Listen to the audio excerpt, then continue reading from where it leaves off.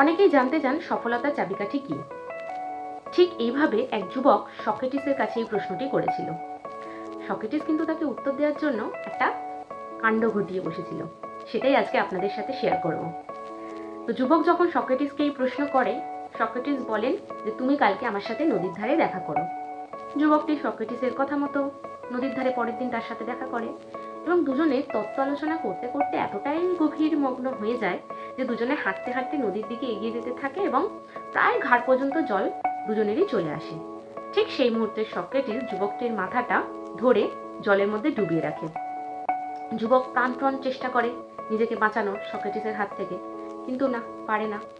তো যুবকের দেহ যখন নীল হয়ে যায় সেই মুহূর্তে সক্রেটিস তাকে জল থেকে বের করে আনে এবং খানিক শ্বাস নেওয়ার পর যখন স্বাভাবিক হলো যুবকটি, তখন সেই যুবক সক্রেটিসকে প্রশ্ন করেন যে আপনি এমনটা কেন আমার সাথে করলেন।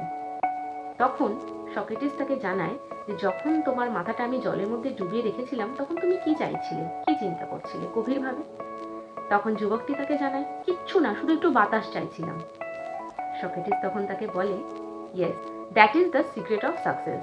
যখন জলের মধ্যে তোমার মাথাটা ডুবিয়ে রেখেছিলাম তখন যেরকম তুমি বাঁচবার চেষ্টা করছিলে বা যেটা তুমি করতে চাইছিলে, ঠিক সেই চেষ্টা যদি তুমি তোমার সফলতা অর্জনের জন্য করো তাহলে দেখবে তুমি সফল হবে। কিছুই না, খিদে, মনের মধ্যে খিদে রাখতে হবে। সফল হওয়ার যে খিদে সেইটা যদি তোমার কাছে থাকে তাহলেই কিন্তু তুমি সফলতা অর্জন করবে।